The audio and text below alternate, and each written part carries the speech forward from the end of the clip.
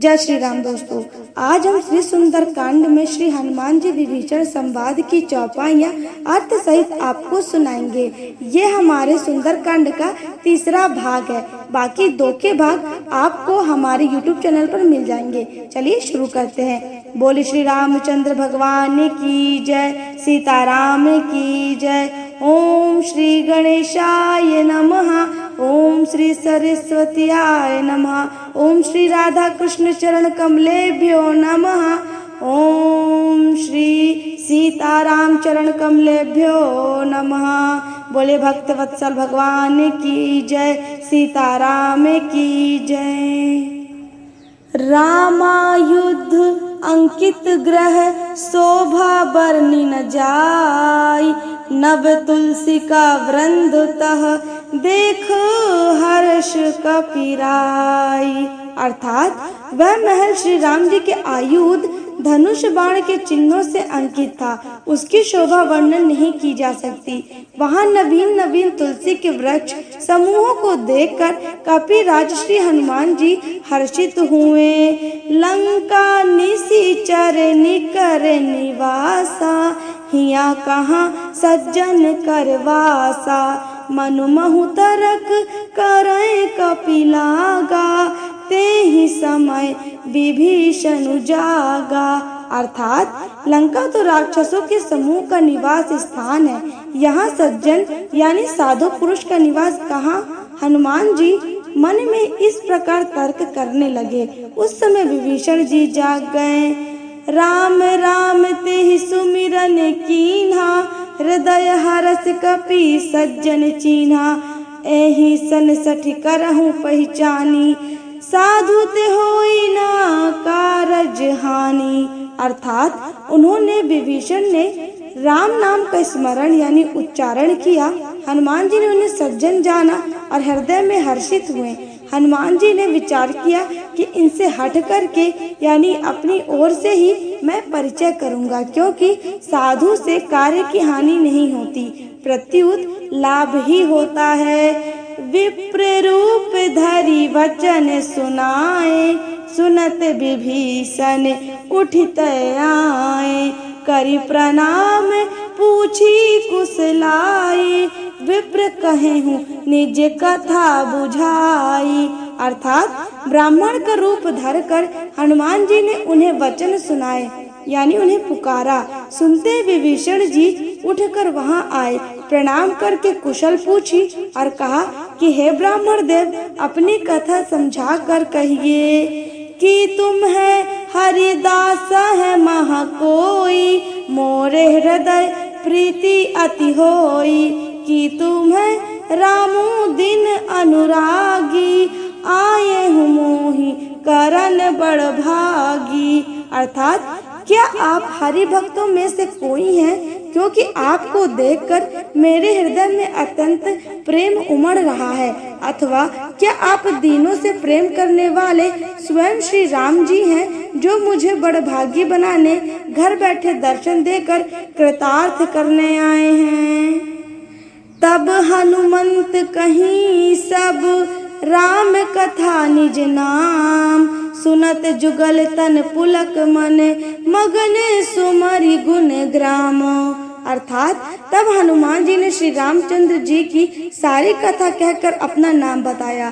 सुनते ही दोनों के शरीर पुलकित हो गए और श्री राम जी के गुण समूहों का स्मरण करके दोनों के मन प्रेम और आनंद में मग्न हो गए।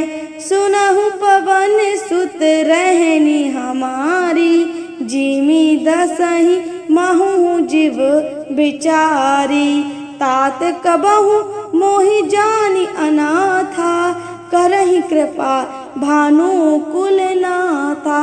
अर्थात विभीषण जी ने कहा, हे पवन सूत, हे पवन पुत्र, मेरी रहनी सुनिए। मैं यहाँ वैसे ही रहता हूँ जैसे दांतों के बीच में बेचारी जीव।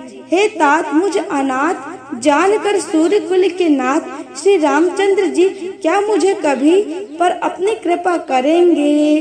तामस तनु कछु साधन नाही, प्रीत न पद सरोज मन माही, अब मोहि भरोसे हनुमंता, बिनु हरि कृपा मिला ही नहीं संता।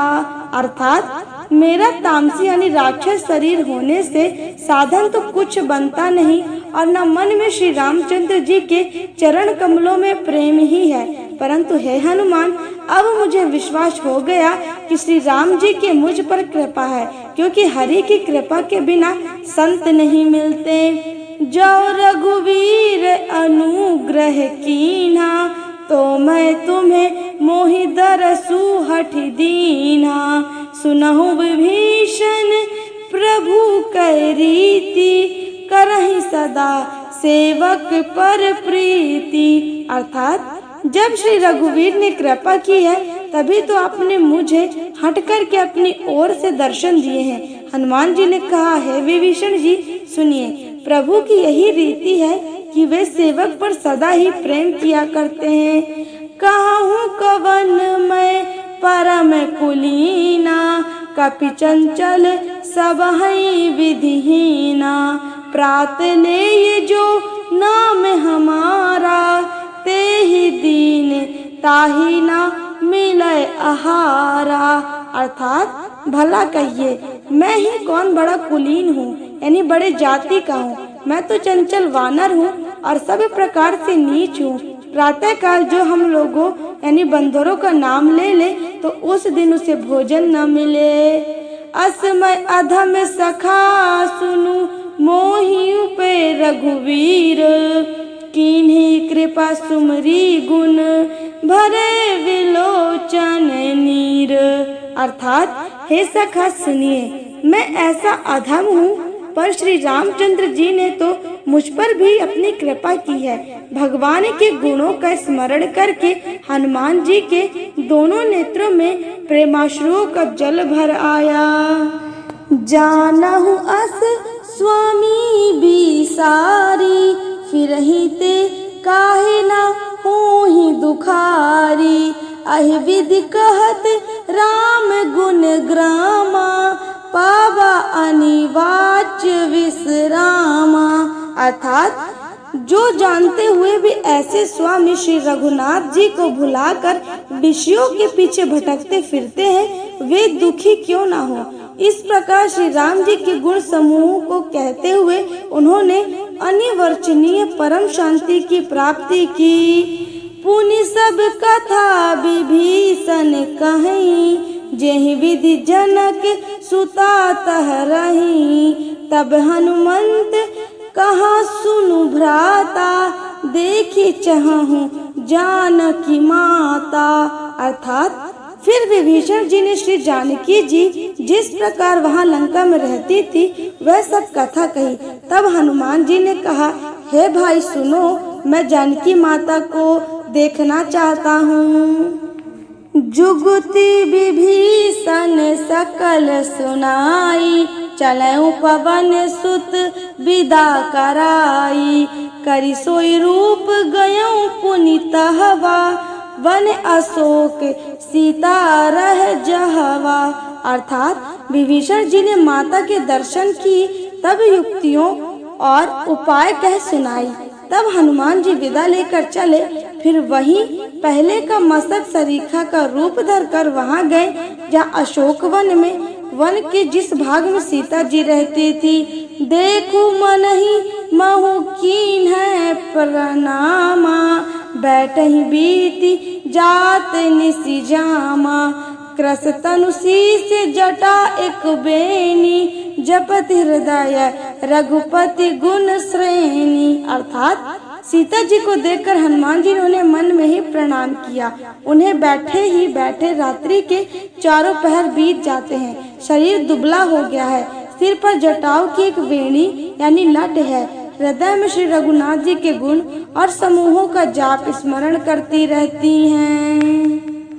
निज पद नयन दिए मन, राम पद कमल लीन। परम दुखी भा पवन सुत, देखी जानकी दीन।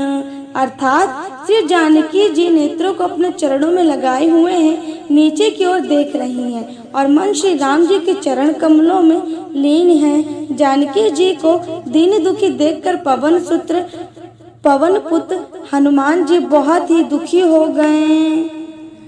तरु पल्लव मह रहा लुकाई, करई विचार करौ का भाई। तेहि अवसर रावण तह आवा, संग नारी बहु किए बनावा।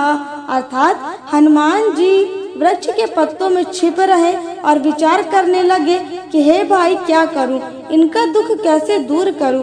उसी समय बहुत सी स्त्रियों को साथ लिए सज धज कर रावण वहां आया। बहुविध खल सीतहि समुझावा, साम दान भय भेद दिखावा। कह रावण सुनी सुमुखी सयानी, मंदोदरी आदि सब रानी। अर्थात उस दुष्ट ने सीता जी को बहुत प्रकार से समझाया, साम दाम दंड भेद दिखलाया। रावण ने कहा, हे सुमुखी, हे सयानी, सुनो मंदोदरी आदि सब रानियों को। तब अनुचरी करऊं पन मोरा, एक बार बिलोकु मम ओरा। तृण धरि ओट कहत वैदेही, सुमरि अवधपति परम स्नेही। अर्थात मैं तुम्हारी दासी बना दूंगा, यह मेरा प्रण है। तुम एक बार मेरी ओर देखो तो सही। अपने परम स्नेही कौशलाधीश श्री रामचंद्र जी का स्मरण करके जानकी जी तिनके की आड़ पर्दा करके कहने लगी, सुनु दस मुख खदोत प्रकाशा, कबहू की न लेनी करई विकासा। असमन समझू कहती जानकी, खल सुध नहीं रघुवीर बान की। अर्थात हे दशमुख सुन, जुगनू के प्रकाश से कभी कमलिनी खिल सकती है। जानकी जी फिर कहती हैं, तू अपने लिए भी ऐसे ही मन में समझ ले रे दुष्ट, तुझे श्री रघुवीर के बाण की खबर नहीं है। सठ सूने हरि आनहि मोही, अधम निलज्ज लाज नहीं तोही। अर्थात रे पापी, तू मुझे सुने में हर लाया है। रे अधम निर्लज्ज, तुझे लज्जा नहीं आती। अर्थात माता सीता कहती कि रे पापी, तू मुझे सोने में हर लाया है, और हे अधम, तू निर्लज्ज है, तुझे लज्जा नहीं आती है। नहीं तो तू एक वीर पत्नी को ऐसे नहीं उठा लाता। बोले श्री रामचंद्र भगवान की जय, सीताराम की जय। दोस्तों, यदि आपको विभीषण और हनुमान जी का संवाद अर्थ सहित अच्छा लगा हो तो हमारे चैनल को लाइक, शेयर एंड सब्सक्राइब जरूर कीजिएगा।